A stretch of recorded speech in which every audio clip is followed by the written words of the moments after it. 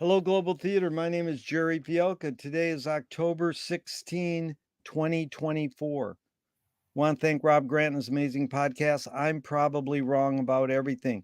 It's an honor and a pleasure to be here for part two of Yale Strom, one of my favorite interviews in 40 years. Where in the heck you calling in from, Yale? Calling in from beautiful San Diego, California. Dude, it was so fun reviewing part one. And there's two things I just want to touch back on. And one was you talked about, we talked about silence and music and in the importance of, because we're both hyper Michigander go-getters. We're like, and here's Blaise Pascal, mathematician, philosopher. All of humanity's problems stem from humans' inability to sit quietly in a room alone. I was just wondering your thoughts on that, because me and you, it's hard to do that, but it is a beautiful sentiment he's saying when you say. Absolutely. No. Listen, I think my cousin and something had diagnosed. I have some sort of whatever. There's a fancy term for it, but it's some kind of attention deficit disorder. I get very happy. It is. I get excited about the things I'm doing. But having said that, there are times I sit very quiet, even just in my office by myself, thinking, not reading, not doing anything, but letting my thoughts go. Particularly like when I'm composing or writing, and I just sit there, and one might call it daydreaming if it's during the day, or night dreaming if it's during the night. So those are important moments. And as hyper as I am, and I do admit that, but people think that I'm that way 24/7. No, there are moments when I run. Now, running is physical, and you're doing a lot of energy. But I'm in my head. I sort of forget my surroundings, and I'm thinking. So there are more than just a few moments during the day where I can be just into myself and not bounce off the walls. Yeah. And it's important to realize that and articulate it. And the cool thing is I don't think you did, and I didn't. We didn't get drugged as being hyperactive kids. No, I didn't. That was just go outside and play. Now when did it start drugging kids? That was sad. Yeah. No, luckily, no. I guess I had playground time and recess time. I had activities at home, and then as I got older, when I was already in middle school, before class and after class, I often played handball. That's a way to get your energy out. I was always active. I like sports, and to participate, not just to watch. I like watching too occasionally, but yeah. So, we might be a little too quick to just drug kids off, and just to say that's the problem. Let's just drug them. But then even to the extreme is being from the Motor City, Flint, Michigan, most of my peers went right into the shop.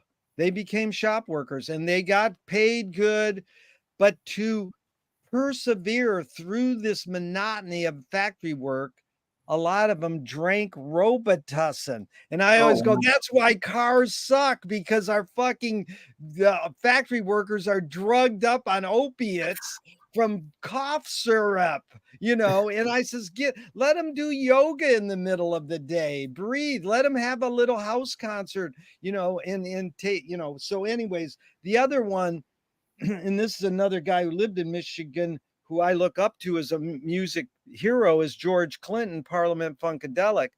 When I did the longest interview with him ever, but he put out a book a couple years ago, and I got at the book signing, they said, what kind of music do you like? And he goes, the kind that pisses me off, so I can figure out why I don't like it.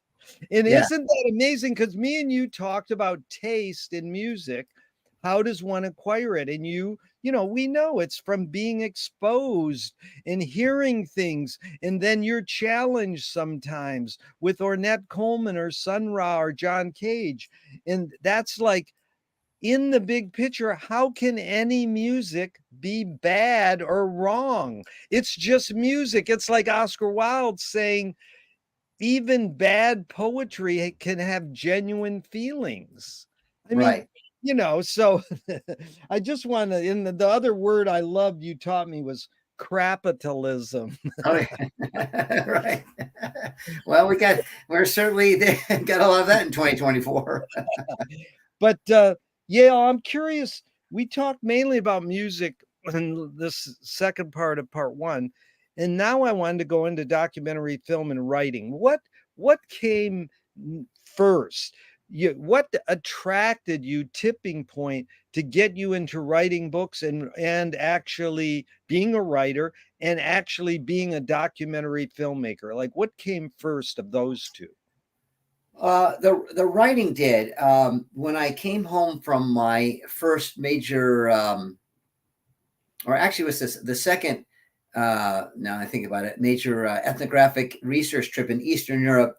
So I went with a partner, and here we have, let's say five. I don't know. It was like 7,000 negatives. Okay, so we have these black and white photos of Jewish life and just peasant life in Eastern Europe. Of course, then still the East Bloc, et cetera, et cetera. And we thought, well, it's photographs. Let's try to get an exhibition. And we were slow, trying it, and we eventually got a small exhibition in a kind of an arty neighborhood in San Diego, and that was good. But I'm a go-getter. I wasn't satisfied. I said, you know what? I was looking at. I said, these are good. I can be objective. If it's just out of they were boring, but no, these are good photographs. We have angles, we have people, we have expressions, whatever.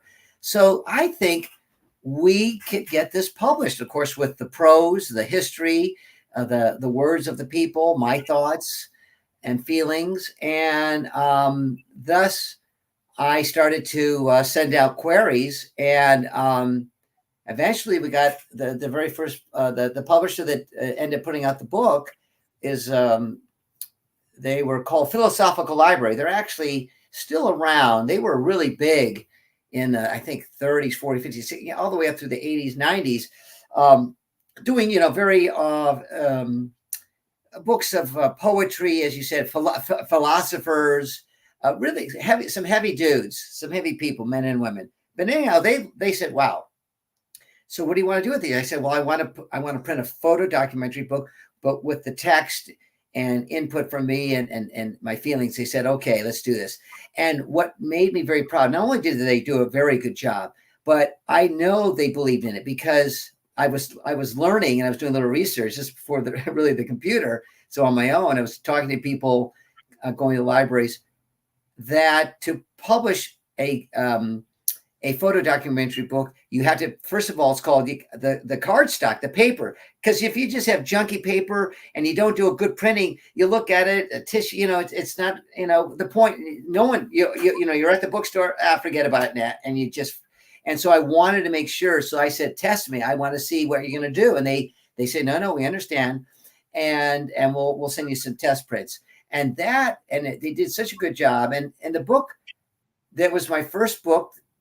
Co-photographed it, and with my buddy Brian Blue, just like it sounds like, Blue, and I did the prose, the text, and it got reviewed, very good review of all where first-time publishers want to be, first-time writers, where I got reviewed in the New York Times. And wow. I don't know anybody. They weren't my uncle, aunt, or cousin. It was on the merit of the book, and that opened up many doors. That allowed me. I got a literary agent. And so that started the writing career. But then, what was it?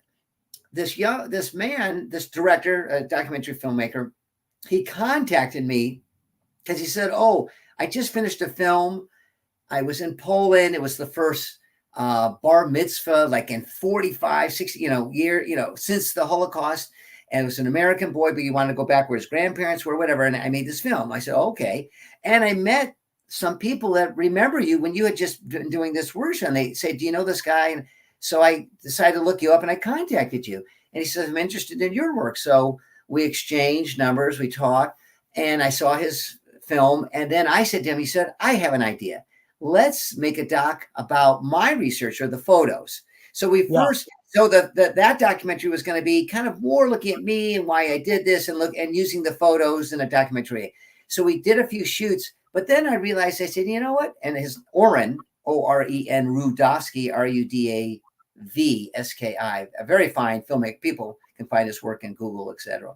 Anyhow, I said, you know, Oren, I think, forget about, yes, my photos are good in this, that. Let's go back to where I just came from and let's get the people. You know, why I don't have to, you know, say what they said. Let's get them on camera. And so that was our first film called At the Crossroads, Jewish Life in Eastern Europe Today. So we shot in 87 and 88 and early 89. So it really is a film that captured these people on the cusp of perestroika, glasnost, before democracy.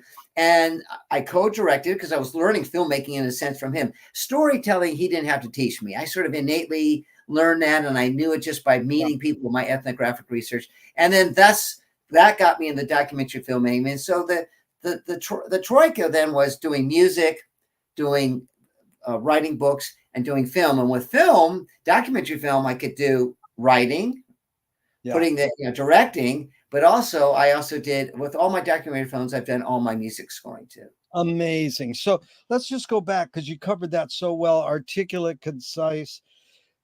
You went to college to study ethnographic. Where'd you go to college?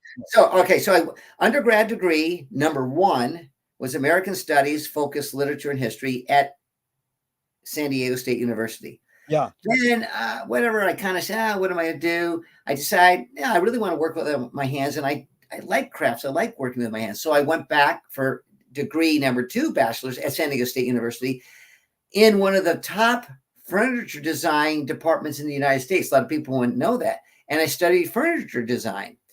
And then I finished that and worked in a talk about a factory. I worked in a factory where they were making rocking chairs. And my job was like the piecework. I was working on the left-hand side of the arm, planing it, sanding it, drilling the holes so it fit in there.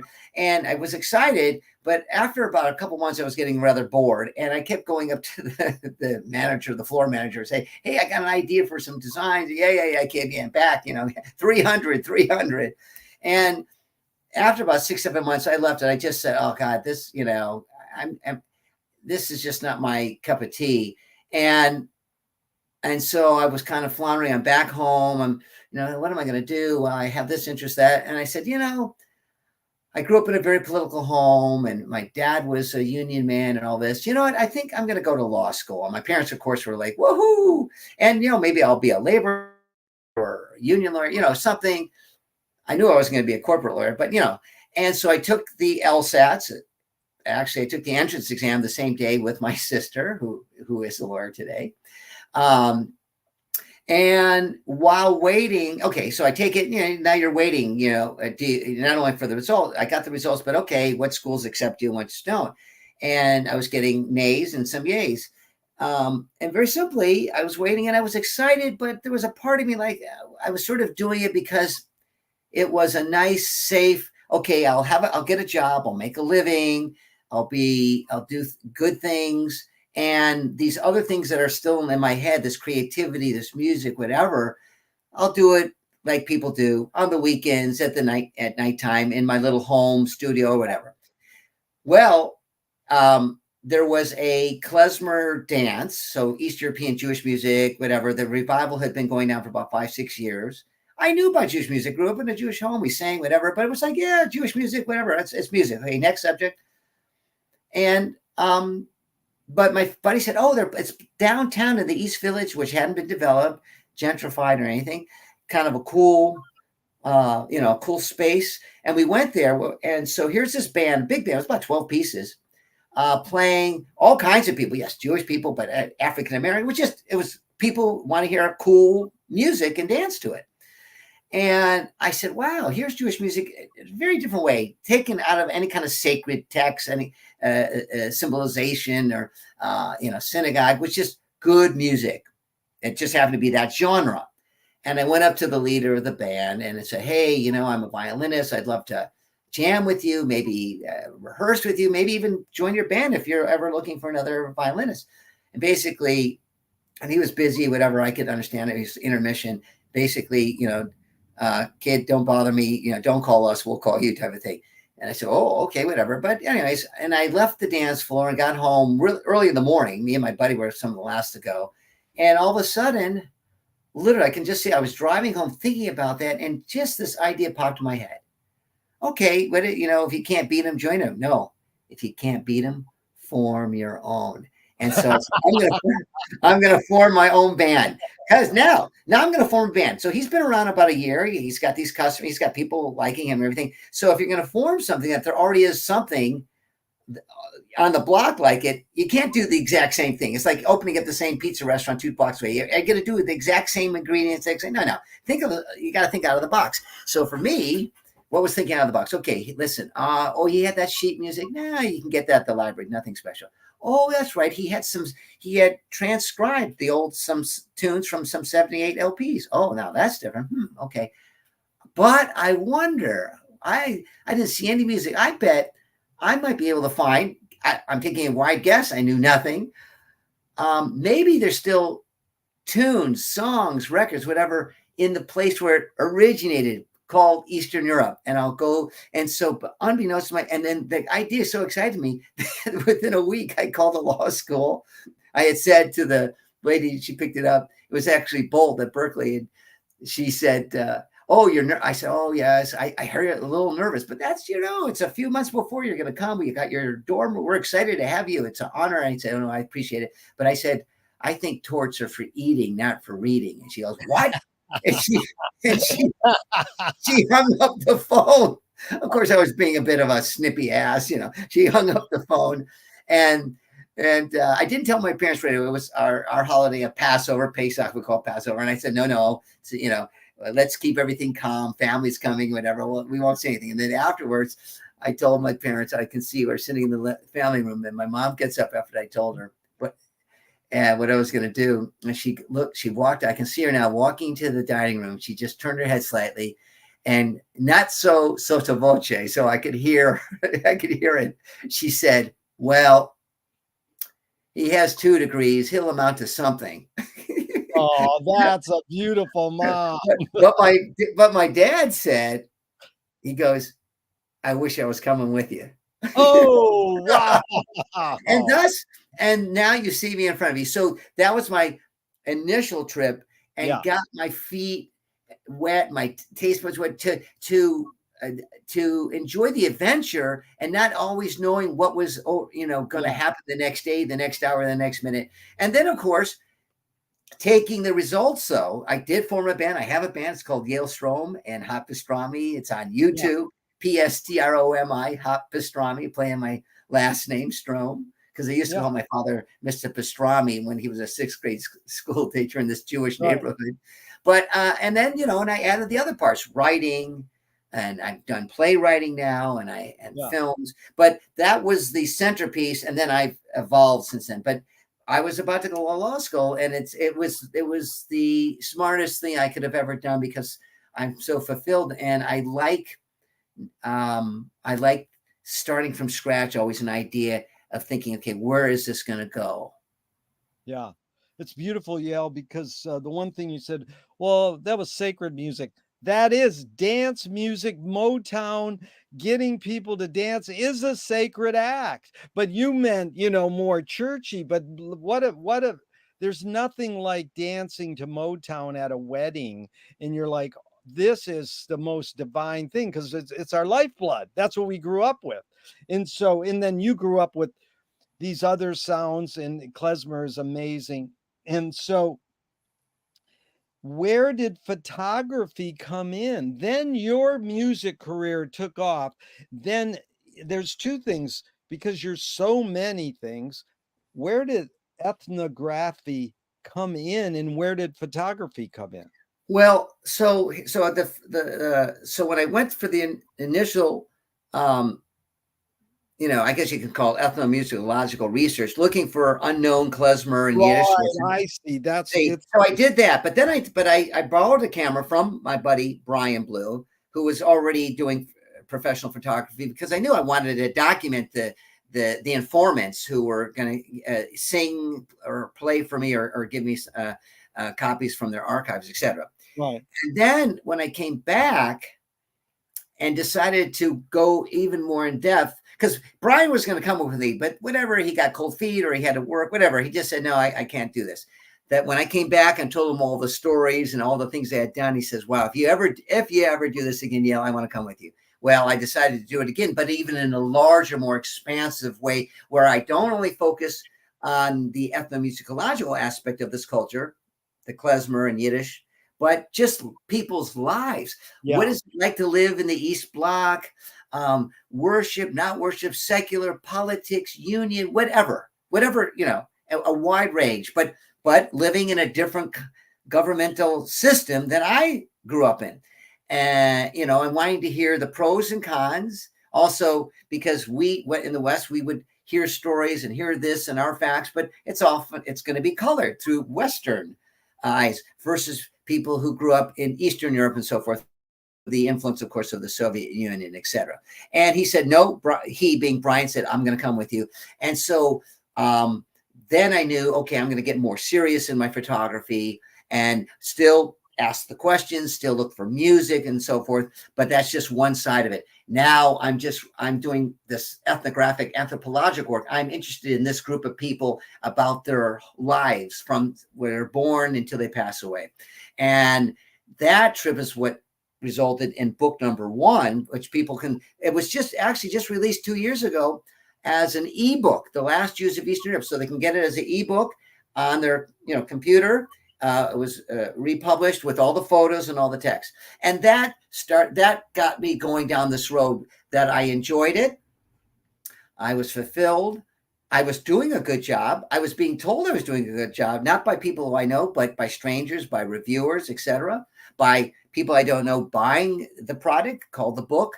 And so I said, well, you know what? Why can't I do another one? Why is it just a one-off? And that got me into more writing, more photo documentary. At the same time, I still love playing the violin. I still love klezmer, and as well as all other kinds of music. So I formed the band. So I said, some people only do one thing. But in my mind, it says, well, whoever said that the 11th commandment says you graduate and what you graduate in is what you do for the next 50 years?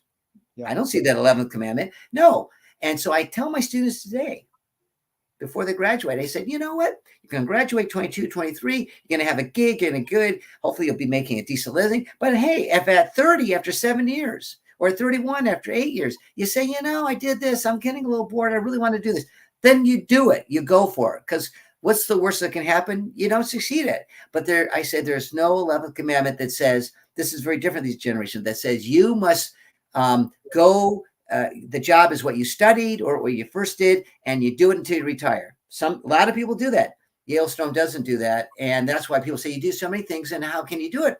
I don't know. I don't think about it in the morning like, how can I do it? I just do it because I have the confidence in me first, but also other people. We all have egos. We like to hear other people, particularly strangers, say, hey, that's good. And that's what made me, when a stranger says, hey, that's not just good, that's very good, then I guess I'm doing something right. That acknowledgement is so important. And I've said to students and all my friends for years, get your job and your life as mixed up as possible. There's not, and we were raised, what are you going to be when you grow up? I was always many things. And so we can jump out of that mold, that template, like you got to be one thing. But let's go into photography for a second. Is the history of your photography mainly black and white or mainly color or both? Probably 90% black and white. I did one book called, so it's black and white. One book was for, what was it for? It was for Simon & Schuster. They said, we want you to do a book, where I had came to the idea, and they said, we loved it. I said, I'm going to do a book on young Romani people, gypsies who call them, but really the proper term, Romani. They said, oh, we love that idea. I'm going to interview them, talk about their lives there in these various countries. Great. But we know you like black and white, Yale, but when we think of Roma culture, we think of color, even if it's stereotype dress and everything. I said, no, you're right. So I shot some black and white, but that book is like 98% color, and it was fun. It was good. Yeah. But today my work is, you're right. I'm known as a black and white photographer. That's funny, because I guessed that. Billy Wilder the great filmmaker, said black and white's more true than color. Why would he say that? And I know it's like I've asked this question for years. We live in a color world. Why would black and white be more true than color? Well, some people ask me that, and this is my opinion. When you, particularly if the subject matter is people, it could be different if you're doing abstract art, or you're shooting just whatever plants, or everything but humanity. That a beautiful color or colors, the eye is often through the brain attracted to that. So it could be a ball, it could be a bicycle, it could be a chimney, but it's not the human. But when you have black and white and you have humans in it, you're attracted generally almost always first the face, because that's the color. I mean, what's giving the life to the picture is the human. Now, you still look at the face in color, but as I said, you might be distracted for that split second at the beautiful dress, the vest or something, before you look at the eyeballs or the cheeks and mouth. But in black and white photography, I find myself, when I look at strangers' work or known work, not my own, I go, and if it's humans, I go to the expression of the face, and then I take in everything else. How'd you learn that, Yale? Did you take photography classes, or are you self-taught? Self-taught. Brian, Brian, if it ever gets, Mr. Blue taught me a lot, because he is a very good photographer, and trial and error. Lighting. I had to learn a lot about lighting. That was not one of my strong points. One of my strong points, though, as I learned quickly, is I have a good eye. Is a lot of people think, the human has to be in the center of the photo. Well, you can, but not necessarily. I mean, does it mean when I'm walking down the street, am I in the center of the street? Am I in the center side? No, depends on what angle you're looking at me from. If you're looking across the street, so I'm very good with angles. If I'm down low or above, or even if you're just part of the person, and there's something else that's part of the subject, but you still have a side expression. So trial and error, seeing what people like, seeing what I liked, and honing it. And a lot of I self-taught myself quite a bit, but at the same time, I would go to the library and get out photo books and just and just look through them, read a little bit about the history that he or she did, but then what is it that I like about this photo? What about is it that I don't? Because it's all an opinion anyhow. As they say, what you like, you don't like, and ain't, as I always use, it ain't oncology. When a doctor says, "Oh, we got to talk to you about cancer," it's not an opinion. It's like, this is fact. What you like in a photo, it's your fact. But maybe then my next door neighbor said, you love that photo. I wouldn't give a dime for that. And you paid $1,000. Now that's also that you anticipated the next question, Yale. You have ESP, because my thoughts is, how did you form that framing aesthetic? Because you notice I'm center, you're a little off the center, but neither of us is talking like this, right. Or like that, Right. we're brainwashed to believe this symmetry thing, or maybe it's hardwired in us. And I'm just curious, what informed your framing aesthetic? And in going into filmmaking, Right. then this is like when the filmmaker does this with his fingers, he goes, "Oh, I'm going to frame it," and it's, it's very interesting. I'm dying to tell you what. Well, I think for me, now that you've asked this really good question, for me, framing a photo is a lot like composing music on paper. So it seems like two completely different art forms. But when you're composing, you're also creating a picture, only as through audio, through notes, but the placement of notes, speed of notes, what notes, all the articulation. So for me, that person is almost like the instrument that's going to sing to me. Of course, it's silent, but I mean, is the person giving the subject the emotion? That's the word, the emotional impact. But then all around it, the chair, the dog, the sky, the plants, the wall that's next to the mirror, whatever. That's all the ornamentation that's going to add to that song. That song being the portrait of that human or peoples, if it's more than several. And so I think my music helped me in an interesting way, without me kind of thinking it how I just verbalized it, but just kind of intuitively thinking what complements that person at that angle there, and then and doing it. And of course, you have your shot and you got your negative. Today, of course, digital stuff, and you can do things. You can keep it wide, just full frame, and you don't do anything to that, or you manipulate it in the editing process, and nothing wrong with that. Because someone might say, "Oh, well, that's not the original." I said, "Excuse me, huh?" So when a composer sits down and writes 8 bars, then goes back with a pencil and eraser and erases the last 2 bars and changes it. Oh, don't do that because that's not the original. No, there's no such thing. What does that mean? We're constantly looking and adapting and thinking about when we're spitting out this creative thing, and we like it, we change it, whatever. It's just like, do I always chew the food the same way? No, I chew a little this side of that. I mean, Yeah. we're creatures that just try things. Yeah, that's really good, because Bruce Bailey's a great experimental filmmaker, and I asked him, how'd you form your framing aesthetic? He says, well, let me quote Jean Cocteau. He said, we learned how to frame from the way they lay the knife and fork on the dinner table. Oh, And that's amazing. But really, I don't think we can deny we learned our framing aesthetic from all the painters of the past and all the photographers of the past, because finally Robert Frank came along and started, framing this way. And we were like, wait a minute, you don't have to have it in the middle. And right. he blew people's minds. And then the other one I wanted to mention about black and white is, it's because we don't realize that black and white photography's been around way longer than color photography. So all this history of looking at black and white photographs, we feel that is truth. That's Right. reality.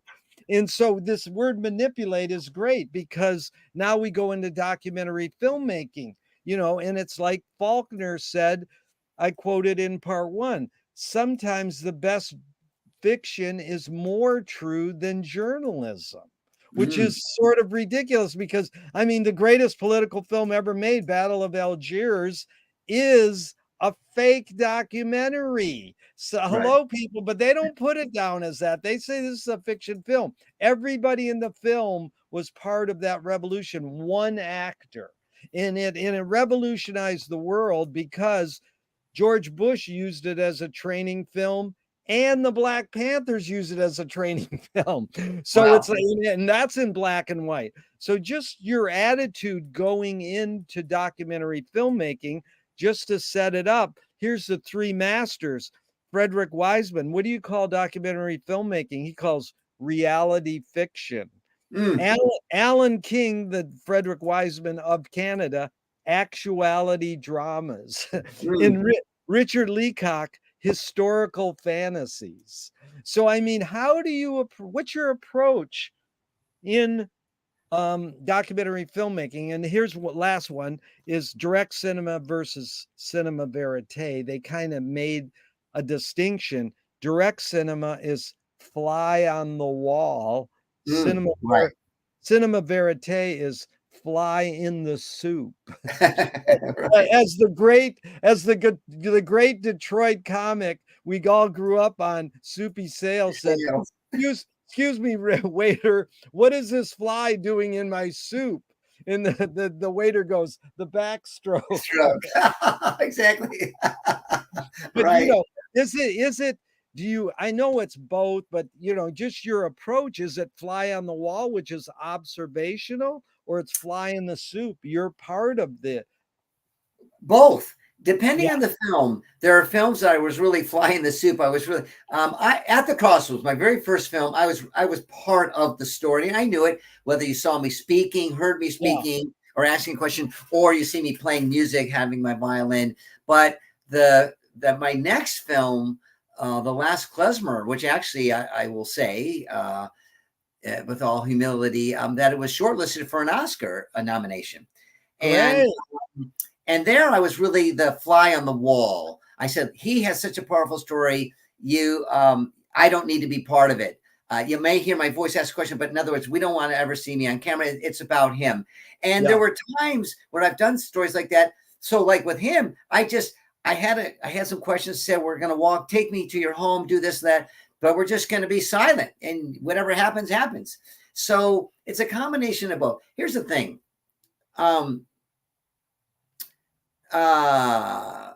For me, documentary filmmaking is kind of simple in this respect. I want the viewer who is sitting there giving me their time, whether it's 30 minutes or an hour, hour and a half, 2 hours, giving their attention. I want to engage them somehow so that they don't say, I wasted my time. Yeah. Engage them emotionally, engage them intellectually. So those two things. But then also I want to maybe surprise them. So they're kind of guessing like we do. We go in the movies and we see, oh, I think I know where this is going. Ooh, oh, you got me. I thought I was smart enough, but this, you threw a wrench in that. So to engage them and to surprise them, and then lastly, but not least, and if anything, the most important, that when they leave the theater or just they've turned off their TV, their home box office, whatever it is, or these days their iPad, whatever, they turn it off, that they think about it for a moment and maybe many moments. So that means I made something strong enough that I am taking up their time. Time is important as everybody's clock is ticking down. And so they're thinking about me, or not me, so to speak, but the subject matters. And for a few minutes, many minutes, etc. So if someone just turns it off, whatever, and kind of shrugs their shoulders and said, yeah, okay, and just thinks about what they're making for dinner, or now they take their dog for a walk and they're thinking about something else. I guess I said, well, all right, maybe they were entertained a little bit, but I failed with that person. I don't let one person say that to me, because everyone has an opinion, just like they have an anus. But if I'm overwhelmingly getting that, they say, well, okay, I can learn from my mistake. What is it that's not working in this film? That's why we do test screenings with people. You get 4, 5, 6 people, people you don't know, but you respect their opinions, and what's working here, what's not working. But the one thing I learned about that is when you have these test screenings, you can do them forever till finally you have to say, you know what? I have to stop. This is it. I'm locking the picture, because everyone has an opinion. I could test this screen for the next 10 years and everyone will say, well, I really like this, but change this, that. So finally where you say, okay, you know what? I listened, I did this and that, but now I feel honestly, not just because I want to rush and get it done, but I honestly feel like, no, I feel good about this film and it's locked. So there's also that too. You have to be careful. You don't want to homogenize your art. You want your vision to come through. And I love that afterthought thing. I have some quote that I lost, but I loved it. It's like the most important thing in any artist, like a film, is what the discussion is after you leave the theater, And so it's time-based, and we'll get into that. But the test screening really fast. Harold Lloyd invented test screenings in the 20s, but it really flourished in about the 60s and 70s with this psychiatrist. And I don't have his name. I'm trying to find it. But my favorite is Harry Shearer, the bass player for Spinal Tap, said when they did a test screening of Spinal Tap, someone wrote on the card, "Good film, but you should have got a better rock band." Oh, that's great. I like it. Now here's Werner Herzog, who's really a well-respected documentarian. But hey, dude, the guy pays people to do shit in his doc. So how true is that? That's fine. There's no rules. Who's keeping rules if you're highly regarded? But he kind of broke down truths in documentary filmmaking. So he said he's after ecstatic truth, like a monk having an epiphany. The truth does not have to agree with the facts. Okay. He called the Michael Moore's films kind of physical truth because you have a belly laugh. He called Ken Burns, another Michigan. These are all Michiganders, dude. Right. Ken Burns, Pioneer High, Ann Arbor, Michigan. He called his films emotional truth. You watch Ken Burns with your parents and everybody's crying.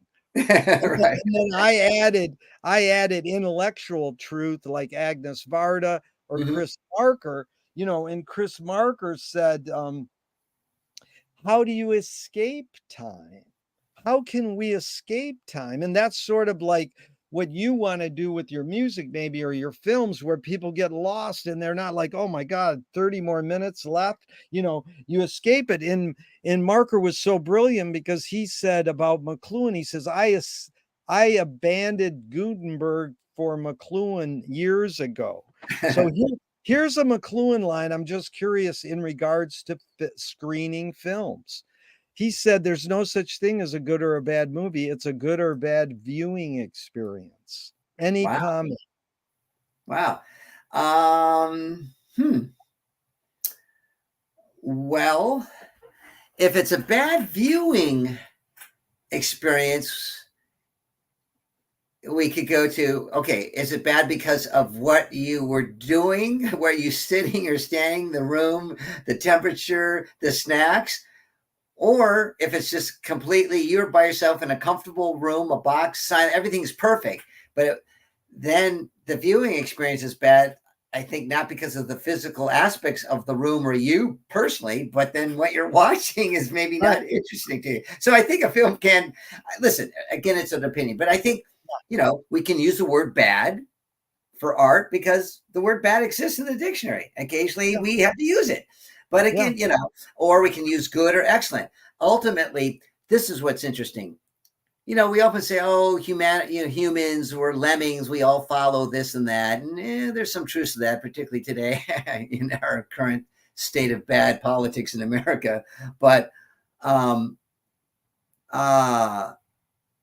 think if you have a large group of people who have said or go to see it just by have paid or gone through the gallery or given time, there you go, that's the key, have given their time to go to the gallery, look at your photo, give them the time to sit down and whether it's in their office or a theater or whatever, 30 minutes to 2 hours, if they've given their time and they come out and they talk about it and they tell other people and you're getting crowds, people are saying good things about it, then guess what? You can say, no, it's not a fluke. I did something that's good because the people like it. And you know what?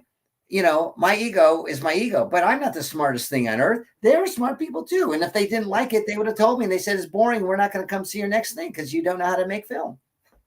So you have to kind of. Yeah. Push and pull. And it's a big picture. It's really well spoken how you did that, Yale, because I'm curious back to the truth. What resonates with you in the 4 breakdowns of Herzog's truths in documentary filmmaking? Ecstatic, physical, emotional, or intellectual? Is there one that your intention more is going for? I'm going to say emotional. First, I was going to say intellectual, but I'm going to say emotions because I think ultimately we enter, this is my humble opinion, we enter into a beingness as a human, as that 1 minute old baby through emotion, and we leave this world wherever we may go in emotion too, whether it's sad, traumatic, happy, ecstatic, or just peaceful. So I think as much as I love intellectual and I love discussing, I think for me, if the people, because here it is, if it's emotional, it's going to stimulate some aspect of the intellect eventually when they think about it. It is beautiful. Michael Apted, he made many good films, 28 and Up, documentaries, and Coal Miner's Daughter. I spoke with him 40 years ago. I says, why do rock video editors feel so obliged to edit fast? And this is right when most people don't know, Abel Gance invented rapid montage in 1922 in France. But in the 80s, that's when it flourished with MTV to the point where Marty Scorsese said, I cut my films faster because of MTV. So Michael Apted said, because we've learned to take in information faster. And so I asked this with a bias. Can we literally learn to take in information faster, or are we just brainwashed to believe we can? That's a good question. I mean, I know in this computer age, I mean, look, we're doing something 30 years ago. They said, how could you be talking live to this guy on a flat screen? You're not in person. I mean, I understand it's called long distance telephone, but a picture. So, I mean, well, Yale, wait, check this out. Do you know when television telephone, which we're on right now, it's a form of television telephone. showed in 1939, the year Finnegan's Wake came out and James Joyce, at the New York World's Fair. I think I had read that Okay, fact. then Wow. when it became more of a reality for us was 68, 2001, where the guy calls his daughter from the spaceship and wishes her a happy birthday. That's when it's reality. But when it really became a reality, Sister Aretha Franklin, who's Zooming who, is when Zoom blossomed because of the pandemic. Right. That's when everybody's on fucking Zooms and now. But it is an amazing phenomenon, because I could only interview you if you came to LA or I came to San Diego, and I'd have to lug a tape recorder and all this shit. Now we hit one little button and we have face to face, and it's more. This is a perfect example of Jean Rouch, the French filmmaker, theorist, great documentarian. He says, if I put a camera between me and you, it's more real than if there's no camera. So having interviewed people for 1,000 interviews in 40 years, they are best on Zoom because we're only dealing with the face and the voice and a little hand signal. If we were in a room, our eyes would be strolling around. And we're more present. Right. But we are, because we'd be distracted with everything else around us.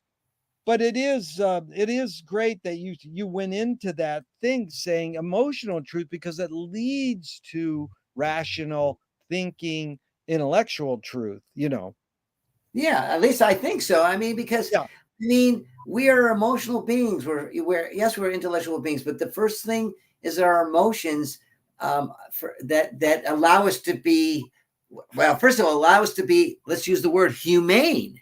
If you're emotionless, I guess is the word, that's not healthy. Then you need to see a shrink, or, emotions allow us to deal not only with ourselves and how we feel all our waking moments, but those people around us.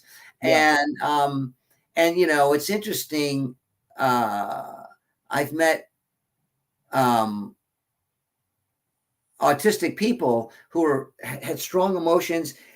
Their intellect was different, whatever. And someone said, well, how were you able to talk with and get to kind of know that guy a bit? I said, we feelings. He could laugh at a joke. I could laugh. We could talk about a pet that we had for 10 years that dies. Why did you feel sad? I mean, because this is common. I don't have to have 20,000 degrees or no degrees. This is just kind of innately what makes me a human and he a human. So I think that for me is the most important aspect. Yes, I want people to have discussions and they can disagree with me, which is great as well. As a matter of fact, once a woman, this is a story I showed a doc. I think it was at the Red Vic. There was a theater called the Red Vic in the Haight. Oh, I love that theater. Yeah. It's since it's gone. It was in the 90s. Anyhow, so the lights go up and I do Q&A, and this one guy starts talking and kind of sort of attacking in a way, but in a friendly way. He wasn't getting loud, but I thought you could have done this, or I disagree with that guy, whatever. And so he goes on, and I could see some people around who are getting a little irritated. And so after about 5 minutes, I said, I sort of cut him off because I wanted to let other people have some time to have a Q&A. I said, you know what? I really appreciate what you're doing and saying to me. And people kind of look like, he says, because I may disagree, but guess what? You would have not thought of anything what you just said if you had not seen my film. So my film obviously caused you to get a little anxious, get a little angry, get a contrary. And he looked at me like, so guess what? So if anything, I think I did something pretty well. And he goes, well, I hadn't thought about that. But it is amazing. And I went off on it. Tangent, but it's back to the quick editing, because we had Evelyn Wood speed reading, and they said you can take in information faster. That's what Michael Apted said. Well, if the fast editing, we've learned to take in information faster. And really, can we learn to take in information faster? And really, the hidden question is, can humans literally multitask? Well, I think we can multitask. I mean, I seem to do it a lot during the day. That's a good question. I mean, I think, we've learned to take in information. I think we've trained to take in information faster, but I think there is a capacity only because as advanced as our brains are, will they advance in a million years? I mean, what is it they say? We use 10% of the brain. Think about that number out of the number called 100 when we measure metrics. Yeah. Oh my God. If someone said, here's my house, it's 100%, but I use 9% of it. The people with like, you use 9, what is that? You just use the toilet seat? Yeah. I mean, so think about that. And so maybe there'll be things, whether it's drugs or just natural evolution of how, as the animal called, the species called humans, we develop, that will end up using 15, 20. I mean, could you imagine if I used, let's just say 25% of the brain? Oh my God. What I don't even know what that means. That's a science fiction novel right there. But anyhow, so yeah, I think we'll be able to take in the information. But at the same time, I think as humans, we also say, okay, wait a minute, let me think about that for a second. Let me think. You just said something. Let me give that a bit more thought than just flippantly, yes, no, I agree, no. But and I think that's good. And hopefully we'll maintain that as a society, as humans, that we say, wait just a minute, let me think. Because what's wrong with waiting a moment? Does everything have to be tick, or can we say, can we slow down for a second? That's reflection and critical thinking skills. So Jean-Luc Godard told Michael Moore his film Fahrenheit 9/11 is going to help Bush get elected. It didn't help Bush get elected per se, but it galvanized pro-Bushers. So with this slew of political docs over the last 20, 30 years, do they more activate people or more pacify them? Ooh, I think activate. I think activate. I do. Yeah. Yeah. If it hits an emotion and it gets you happy and excited, that's great. Or it's an emotion that's, man, it angers me, it irritates me. That's also a strong emotion, and people work off of those emotions, whether it's going to march or registering to vote or certain candidates or whatever it is, or trying to make whatever it is that made you angry about that societal thing that's angering you, that's, and you want to see change because it needs to be changed, and many people agree with you, then yeah, I think it's a good film, even if it makes you angry, because then you want to go out and you don't want to say, oh, that's a rerun. I saw that same 10 years ago and we haven't done anything. And of course, well, that's another whole ball of wax. Is we look at things in society, say, wow, we're still talking about this. And we can send people to the moon, but we're still talking about homeless. What is that? Homeless. Person doesn't have a home. Okay, why? And here's all the reasons. But we don't guarantee just a bed and a toilet. It's like, but I can. It's called houseless. The earth is everyone's home. There's houseless people. But, talk about labor and law and activism. Utah Phillips said anarchy is making rules for yourself and not other people. Who's entitled to make the rules? Well, who's entitled? I think it may sound kind of sophomoric, but consensus. I don't think only one person. It should be the consensus, even if it's just, even if it's just one person is the majority. Listen, we did things simple, but in a true way. You're in fourth grade. You're voting for vice president, president of your class, because they're going to choose. So you for 1 week, the different candidates talk to the boys and girls, and then you vote. One person, just because you sit up front doesn't mean you get 2 votes or you get half a vote. One vote, one person. And Johnny becomes president and Susie becomes vice president, and you feel good. You say, okay, they're going to do, but there's still one consensus. They're going to, okay, here's our idea. We want to have 10 more minutes of ceramic time. Who wants that? No one does. I do. Well, just because you're president doesn't mean it's still the majority. Okay, no one wants that. We want 10 minutes more of dance time. Okay, that's what we're going to have because the majority of the class. So I think it sounds simple stuff more, but we were learning that consensus and rule of majority is a good thing. And we learned that starting in elementary school, but don't get me started. I mean, one man, one vote is one person, one vote. So simple. One man, one vote. Oh, that's brilliant. Wow. That's not Einstein thinking. That's a simple thing. But this BS with electoral college. That is such bullshit. Oh my Especially God, with the way Michigan is right now. It's like, please, exactly. please, Michiganders, get over it, I know. please. I Okay, absolutely. so here's the etymological breakdown on the word freedom. Giving oneself one's own laws. Same thing as anarchy. What does freedom mean to you now? Well, I think to me, what does freedom mean to me now? To choose, the path as I have been doing, to choose my partner in life, how I raise my children, what I want, where I want to go and what I want to do, and the laws that govern me. Hopefully, choosing people who that's their expertise, they're politician, but I choose them because I want to see that law that is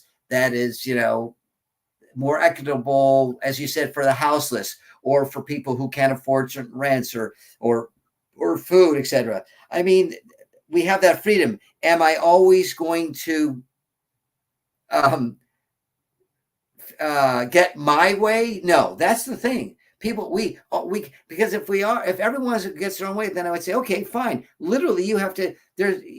You better find a planet in the solar system, dude, because we're 8 billion people, and we're going to be 8 billion planets. Not everybody. You can't get 100% every 24/7. It just doesn't work that way. That's a weird that if you want to see that happen, write the science fiction novel, and maybe it'll be a bestseller, and we'll look at it Yeah, then. Yale, But again, you have ESP. The next question is exactly what's more important, conviction or compromise? oh, I'm going to say compromise. As much as Dude, that's amazing. There's no right or wrong answers, but that one you got right. It's so funny, Yale, how many people say conviction. It's like, come on. yeah, And no, everything. Yeah.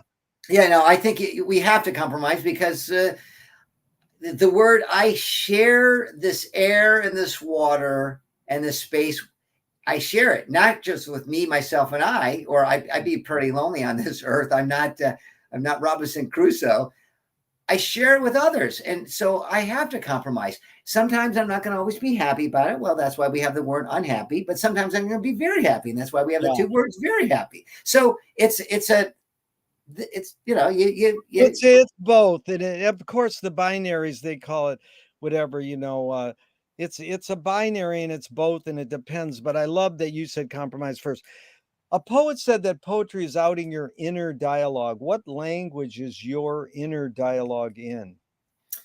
I think my first is music and my second is photography. And my third is Yeah. the written word, interestingly enough. Wow. And why I say that is because when I write a piece of music, what I love is I know what it meant to me or means to me, and I'm feeling it. I'm telling a story, whatever it is. But everybody who hears it and listens to it, some people will be, oh, I get that. That's me too. Others say completely different. This is what it means to me. The photograph, this is what I see in the photo. But when you write the word, the truck ran the red light. I don't care what language. I understand what truck is. I see the image. I know what ran means it went against a red light, meaning it's traffic, so someone doesn't get killed. I can't put a different term. That the truck ran a red light doesn't mean I want to have a charred steak now. No, it doesn't. You just said two different things. But Yeah. when you look at that photo, you're allowed to have that interpretation because you're not putting hard imagery of words in there and say you have to read it like this. There's no caption. Or if Yeah. there's a caption, that's the thing too. Certain captions that keep vague, so that allows the person to say, "No, I see this, not what he saw." Great, And that's fine. ambiguity is good. Yeah, that's So it. Ambiguity and yeah, letting you decide. yeah, there's a great line. I'm ambiguous about ambiguity. Great. Okay, two of my film heroes say their mantra is ignore you got to go at 2:30. Oh yeah. What time is it here? No, we can. No, at 3. It's at 3:30. Oh, at 3:30. So we got a Yeah, half hour. Yeah, yeah. good. Okay. So two of my film heroes have the mantra ignore yourself. There is no self expression. In fact, Cecil Taylor said, I'm just a vehicle and this stuff just comes through me. Is art making more self expression or more your vehicle for whatever technologies, cultures, and environments are dominant? Wow, that's a good question. For me, it's self-expression. I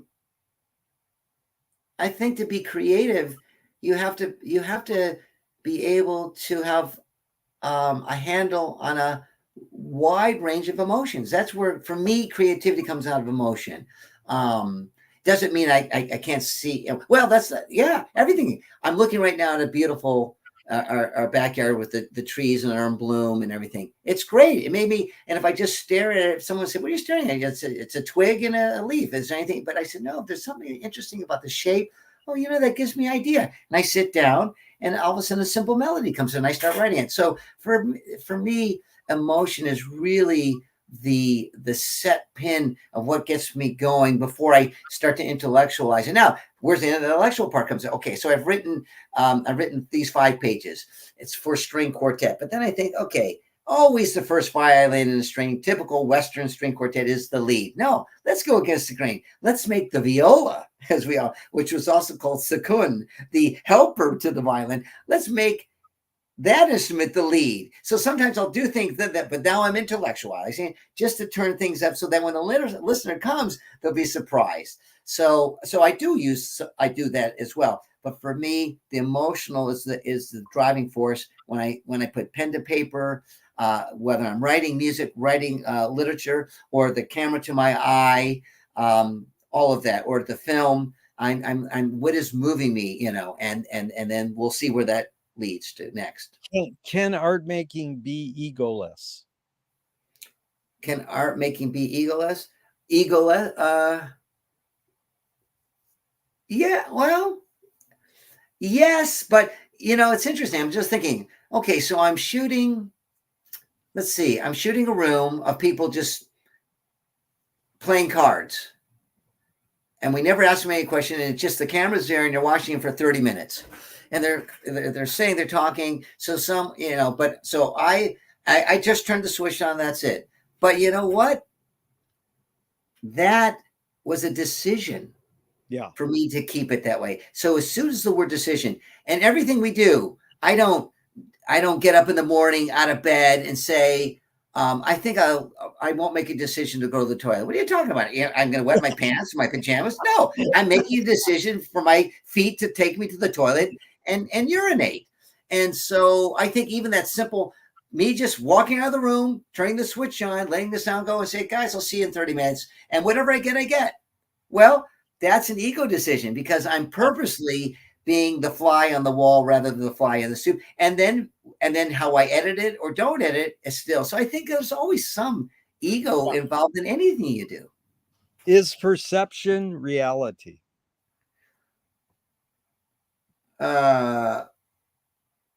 It's reality for you if you're perceiving it. Yeah, I'm not going to get so deep. Yeah, it's my perception. That's my reality, whether it's true or not.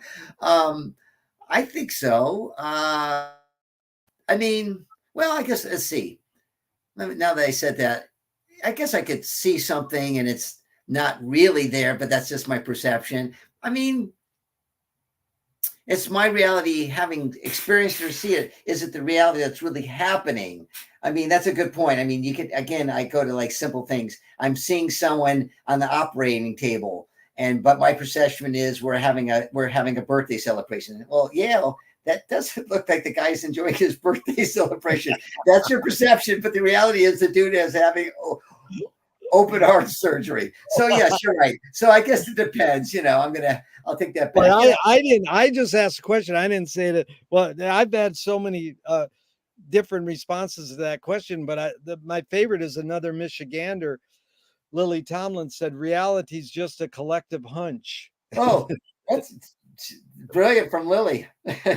So tell me one major element of your creativeness, your Yale-ness, that stayed the same, and one major element that's changed in the years you've been doing all this.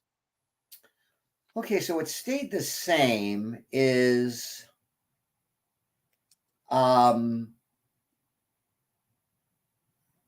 my persistence to get it right, to get it where I can look at it, listen to it, whatever it is, and deeply be honest with myself. Okay, I don't care what anyone else says. Now it is done. So not to rush it, not to be, what's the word, impatient until I get to that moment. And that has stayed with me from day one till hopefully a million more days. What has changed is, I'll be honest with you. What has changed is I'm open to certain art forms that I used when I was younger. I was prejudiced. Oh, I don't like that. I'll never listen to it. Whatever. That it can never influence me. And I'll give you two. I'll give you one for example. When I was growing up, my dad or mom would listen to opera on the records, and I just I don't understand it. I don't like that style of singing. It's not my cup of tea. So I got older. I said, wait a minute. This is an interesting story. Wow, that is quite the voice. I don't have to. And there are operas I do like, others I don't. But what I learned, which took me some years, is I learned to appreciate the art form and say, okay, it's not my cup of tea, but no, that is stellar writing and stellar singing. So that I've been open enough to see art forms I thought I didn't like or I found boring, but no, I can see what is not only great about it, but perhaps I can glean something from it and add it to my own creativity. It's really well put. You got to see the Maria Callas documentary. It's about 5 years old. It is unbelievable doc, number one, and you're seeing one of the greatest artists of all time. Yeah, no, she's great. I'm going to write that down, Maria Callas doc. Maria Callas doc, yeah, because Angelique Jolene is playing her in the new film. Oh, that's right. I want to see that. That's right. Yeah, which could be great too. So Moshe Feldenkrais works with healing and movement. He says it's literally possible to identify a weakness and incorporate it to become a strength rather than we're taught to overcome a weakness. Tell me a weakness you turned into a strength. A weakness that I turned into a strength. Well,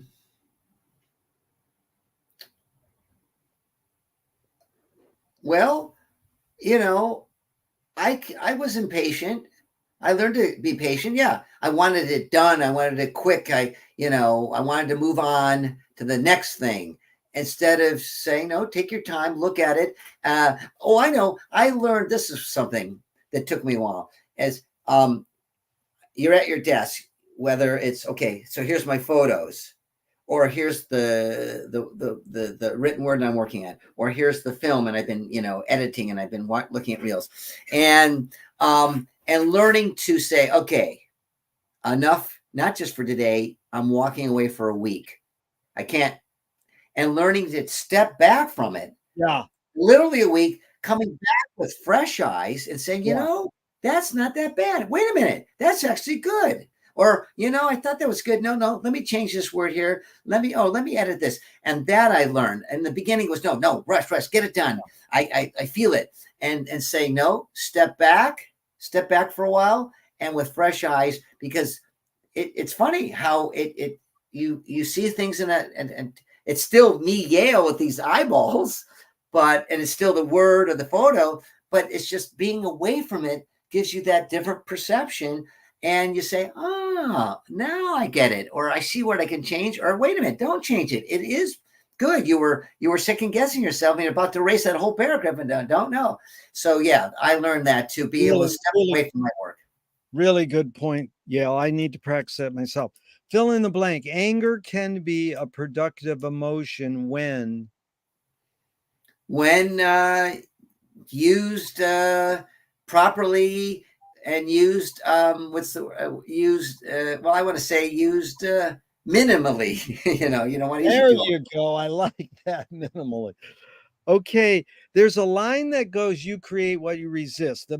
The comedian Bob Goldthwait morphed it into, you are what you hate. James Joyce said, it's a curious thing how your mind is super saturated with the religion in which you say you disbelieve. And Louis Buñuel nailed it. He said, thank God I'm an atheist. So this line, you create what you resist. I'm not saying you, Yale, but one creates what one resists. Any thoughts on that line? Well, okay. So one creates what one resists. Perhaps, wow, I was just, let's say, so you have an idea Well, is that okay? So I'm thinking out loud now. So I have an idea. I want to do this, but now I've given into it. So I'm doing it rather than resisting it. Perhaps it's also, though,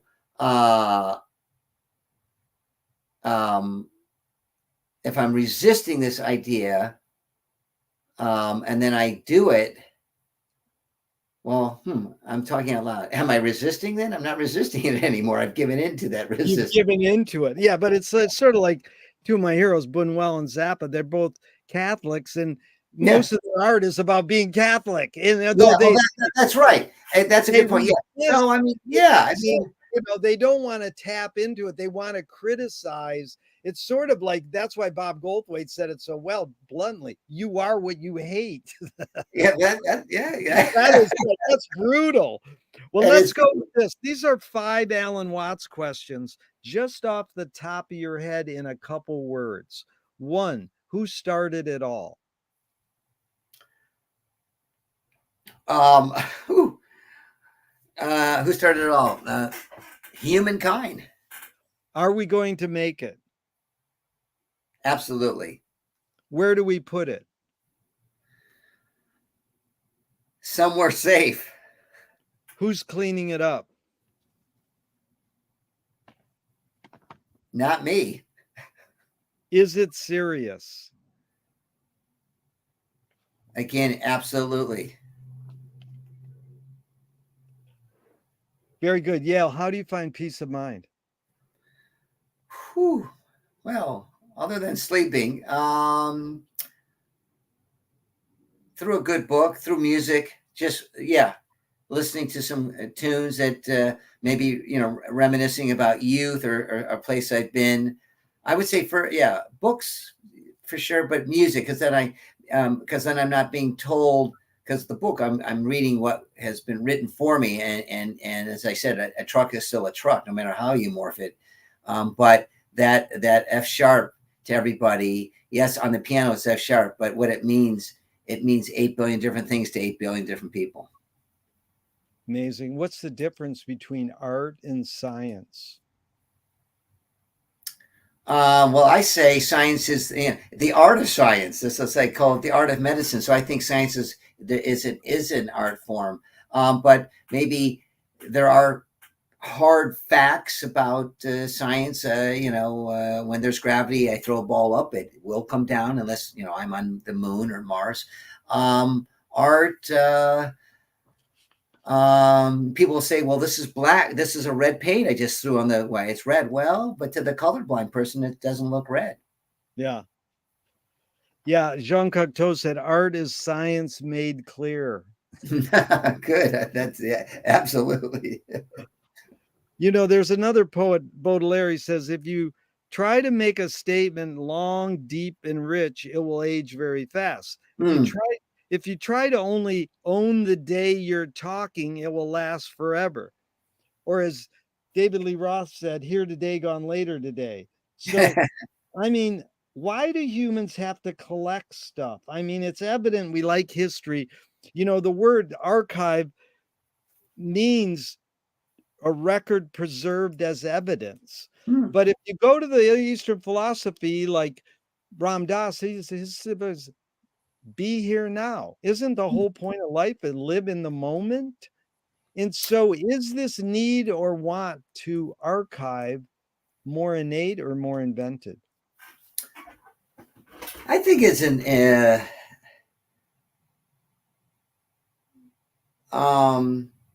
well, that's good. I was going to say invented, but maybe it's innate. I think even the earliest man, whatever, Homo sapiens, Neanderthal, if there's something emotionally innate in us that they understood, okay, death, but death as I'm here now on this, but they thought, I go somewhere else and I'm living in another kind of sphere, world, whatever they want to call it. But my child, okay, I'm not feeling well, I'm not going to be here tomorrow, but my child's going to be here. So I think it's innate that you want the child to remember something of you.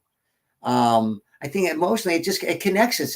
It's natural. You want some, and so by wanting them to remember how well, it could be just the image. You just remember me. You see me now. It's the memory, or is it the drawing that I left on the cave? Is that book? Is it that music?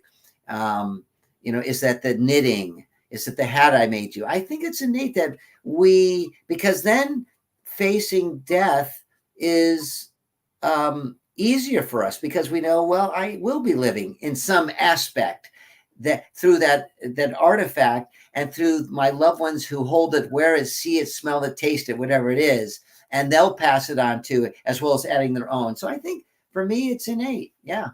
I think it's innate that we want to document that I walk this earth for, a nanosecond of time compared to the billions of years before me and after me. Because also, I think it's because I'm not a nothing. I am something, and I'm not talking about that I'm Einstein, but I took up space. I was a human. I interacted with people. I raised people. I spoke. I had ideas, feelings, thoughts, emotions. And even if it's just 10 people that will remember me, or that one person, my son, grandson, granddaughter, whatever, that's fine. I feel good. So I'm not just, the flame that just, okay, it was once there. And so I think it's innate that all humans want to leave a little trace of something for the next generation. Do you have plans for your own archives? That's a good question. I'm actually working right now on cataloging all my photos, and I have been talking to a couple different museums and places that, yeah. Oh yeah, for sure. No, they Good definitely, to hear, You've got a lot of valuable things there. Okay, so if you were walking down the street today and you met yourself as a 12-year-old, what would you say to your 12-year-old self?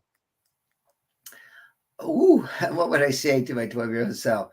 Um, uh, okay, so something funny, but man, practice more. I wasn't practicing a lot at 12. I was my violin. I didn't take it seriously at 12. I would have said, you may not realize it, but this is going to take you a long way. So put a little, it's not about time, but it's the quality of practice. That's what I say. Because I would put time in, but it wasn't a good quality. It was more about just seeing the second hand move down. And then, okay, Mom, I did my half hour. Can I leave now and go play baseball? If a publisher was to release your autobiography off the top of your head, what would the title be? Ooh. How about Fiddler on the Hoof? Oh, I love that. They want to scent the glue in the binding. What smell? Oh, what was that about the glue in the binding? What? Yeah, they want to scent the glue in the binding of your autobiography. What smell? Oh,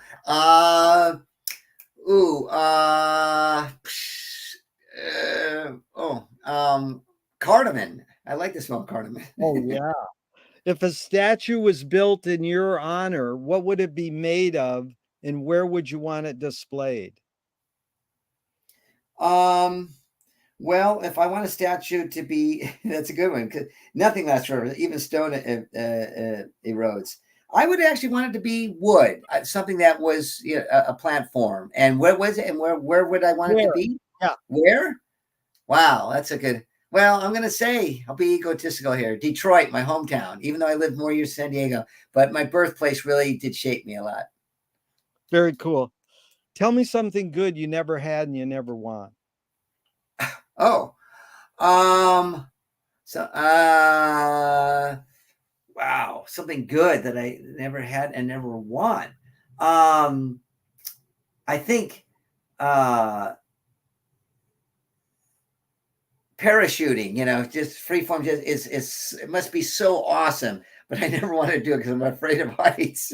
but I know it's got to be, when you do it, it's got to be a high of highs when you're floating in the air. It's actually a good answer. That people get stumped on that. If you were in a vat of vomit up to your neck and someone threw a bag of shit at your face, what would you do? Well, gee.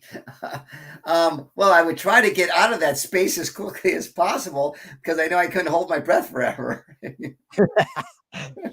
What's the cultural shift you see developing today that inspires you? That we are becoming more inclusive of all peoples, whether sexual orientation, of skin color, religion, no religion, height, weight. We have a long ways to go, but there are many, many more people who are just saying, "Hey, you're a human dude. Enjoy life. I don't care, this, that of you. It's you don't, if it's something I disagree with, but in other words, if you're not impinging on me, but that what by looks that." It's so crazy. I always wanted to write the science fiction novel that when you're born, and when no being clothed is that you walk around naked, but not naked, the naked where you see the organs. And so, Oh, yeah. what the unusual thing is putting on something, and people, ooh, that's sexy. He put on those pants. Ooh, I'm getting turned on, and so that it's like literally, I don't see skin color. I mean, yes, you may be more heavier than me or whatever, but your heart is your heart. And it's doing the same thing mine's doing right now at this point. At least we hope so. You're healthy. So, yeah, that we're more tolerant, that we've become more tolerant, and hopefully we'll continue to always be that way. What's the most significant difference between men and women, physical aside? Physical aside, well, that's a good one then. Well, because women are the ones that push out the next person who's going to continue the species, but that's physical. What is well then I'm going to say, wow, physical aside. Well, you got me on that one. I think women, I think women have a wider range of emotions than men. Yeah. Is that yeah, I'm going to just say that are more in touch with, not all, but can be more in touch with, and are not afraid to show it. It doesn't mean they lack anything more or this or that, Yeah. but it's part of who we are, and they don't try to hide it. Where somehow Western man, oh, I can't show emotions, whether it's true laughter or true sadness or whatever, because that makes me less of a man. I think that's a problem with masculinity. Yeah. In fact, you said laughter. That's amazing because Joyce invented this word laugh tears. He combined laugh and tears to laugh tears. And McLuhan loved to quote Steve Allen, behind every joke, there's a grievance. You can drop the word every. Behind jokes, there's a grievance. Any comment? Yeah, I agree. Particularly, I can't think, I'm terrible at telling jokes. My wife tells me I always ruin the punchline, but I know great comedians, from the early Woody Allen to I'm blank, the guy who sadly died of overdose, in the 60s. Robin Williams? No, the guy Oh, before him, more of a genius than Robin Williams. The guy who had Lenny Bruce? Lenny Bruce. Yeah, Yeah. Lenny Bruce. I mean, the guy was a That's how genius. Lenny Bruce's biggest influence was Lord Buckley. Was it And really? oh yeah, Lord Buckley's amazing too. But it's all important, that's what Lenny Bruce learned from Lord Buckley was to turn joke telling into storytelling. Right, right, He subverted vaudeville.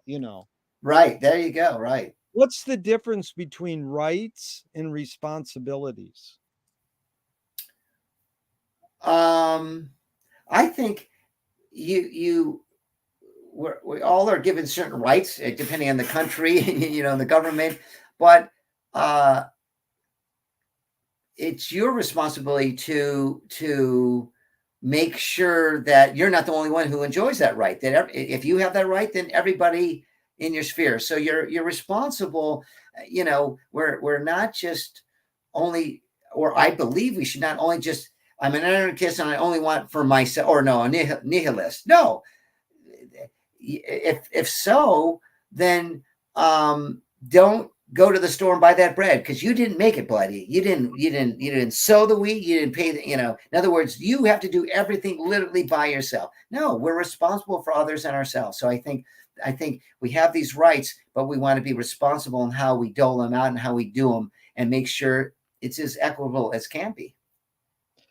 Yeah, I love your sense of kindness and community. Really good. I got a couple more and we're out of here. What's a Okay. question that remains unresolved for you? Um,